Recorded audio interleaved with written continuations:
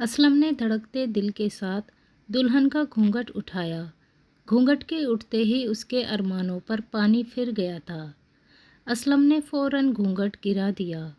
अपनी दुल्हन को देखकर असलम का दिमाग भन्ना गया था। वह उसे अपने ख्वाबों की शहजादी के बजाय किसी भुतहा फिल्म की हीरोइन लग रही थी। असलम ने अपने दांत पीस लिए और दरवाज़ा खोलकर बाहर निकल गया। बड़ी भाभी बरामदे में टहलते हुए अपने रोते हुए मुन्ने को चुप कराने की कोशिश कर रही थी।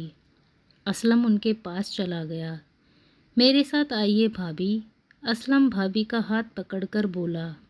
क्या हुआ है? भाभी उसके तेवर देखकर हैरान थी।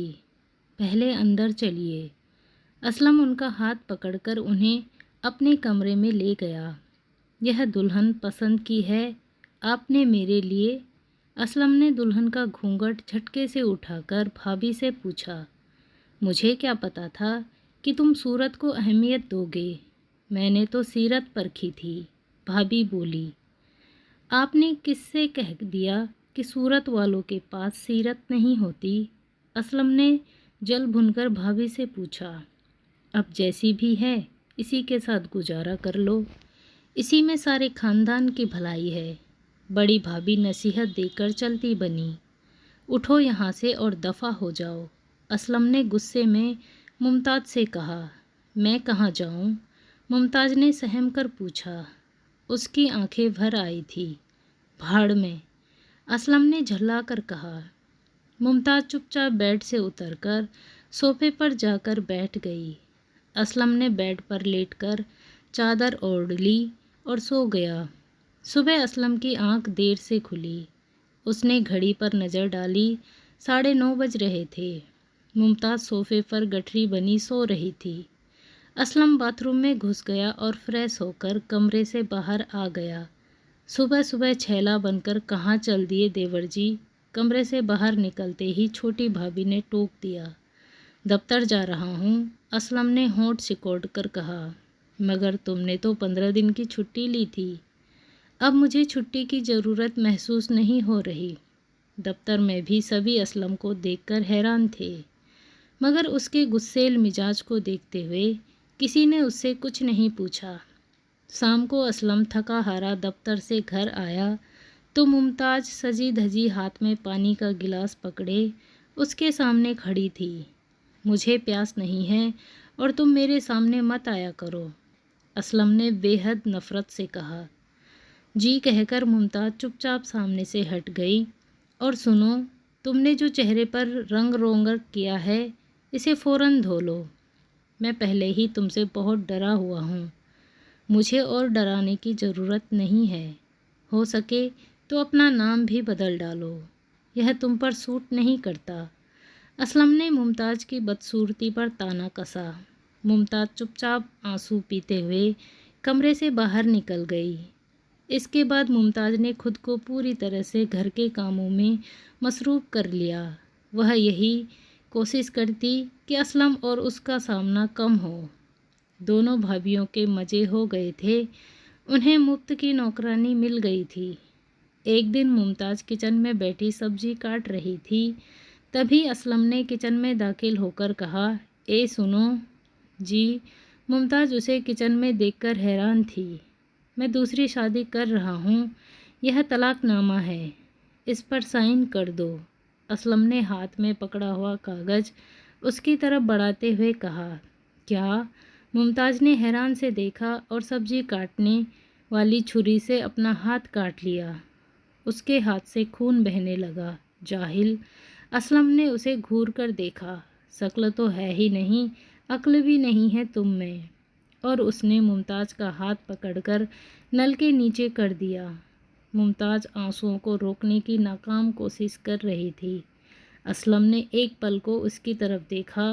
आंखों में उतर आए आंसुओं को रोकने के लिए जल्दी जल्दी पलकें झपकती हुई वह बड़ी मासूम नज़र आ रही थी। असलम उसे गौर से देखने लगा। पहली बार वह उसे अच्छी लगी थी। वह उसका हाथ छोड़कर अपने कमरे में चला गया। बेड पर लेटकर वह देर तक उसी के बारे में सोचता रहा। आखिर इस लड़की का कसूर क्या है? सिर्फ इतना कि यह खूबसूरत नहीं है, लेकिन इसका दिल तो खूबसूरत है। पहली बार असलम को अपनी गलती का एहसास हुआ था।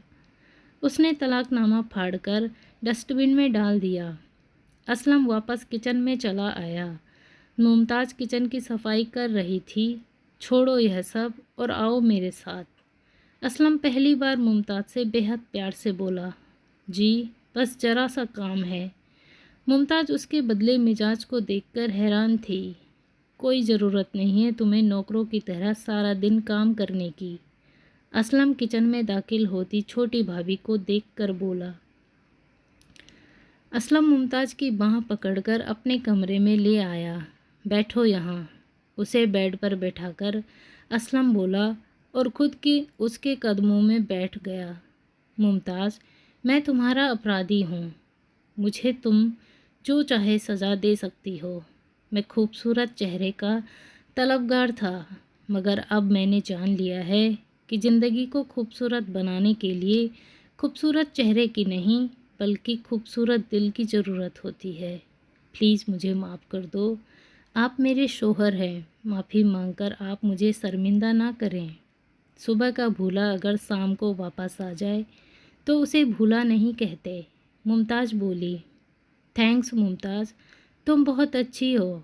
असलम प्यार से बोला। अच्छे तो आप हैं जो मुझ जैसी बदसूरत लड़की को भी अपना रहे हैं। कहकर मुमताज़ ने हाथों में अपना चेहरा छिपा लिया और रोने लगी। पगली, आज रोने का नहीं हंसने का दिन है। आंसुओं को अब हमेशा के लिए गुड बाय कह दो। अब मैं तुम्हें हमेशा हंसते मुस्कुराते देखना चाहता हूँ। और ख़बरदार, जो अब कभी खुद को बदसूरत कहा। मेरी नज़रों में तुम दुनिया की सबसे हसीन लड़की हो। ऐसा कहकर असलम ने मुमताज़ को अपने सीने से लगा लिया। मुमताज़ सोचने लगी, अंधेरी रात कितनी भयानक थी और अंधेरी रात कितनी भी लंबी क्यों न हो, मगर उसके बाद सुबह ज़रूर होता है। दोस्तों, आई होप कि आपको स्टोरी पसंद आई होगी, तो प्लीज़ चैनल को ज़रूर सब्सक्राइब करें, वीडियो को लाइक करें और अच्छी लगे तो अपने दोस्तों के साथ शेयर भी करें। मिलते हैं अगली स्टोरी में, तब तक के लिए बाय। धन्यवाद। Thanks for watching.